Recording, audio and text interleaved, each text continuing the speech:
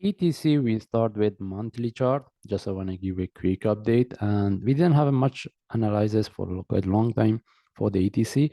Anyway, after we get this sharp move, now we are within this correction, and how deep this correction can go, and we can expect the price drop to this zone. That's why we need to be quite careful if the price couldn't continue from here, all right, from this correction. Anyway, we move to lower time frame based on monthly, we have nothing to discuss. And if we move to weekly chart, now the question is, for those traders, if they consider this one as a internal flat and this is the last wave, one of the indicators showing us a divergence, but MACD doesn't show us a divergence. That's why we need to be quite careful. How about if this one turns to flat, internal flat, and in this one is a bigger one, and this is the one is going to tag or break the previous low, following by divergence before we get the reversal. All right, that's why we need to be quite careful. For those traders, if they want to look for buy within this one, they have to look for the trade setup.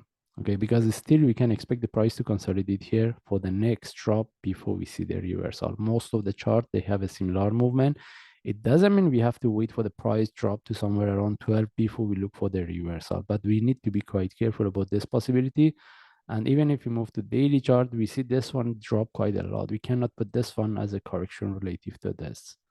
Okay, that's why we need to be quite careful. Even if we can expect the price consolidate here, continue and drop, then we see the reversal. And based on daily chart, I don't see any trade setup yet. And if I move to forward chart, similar explanation.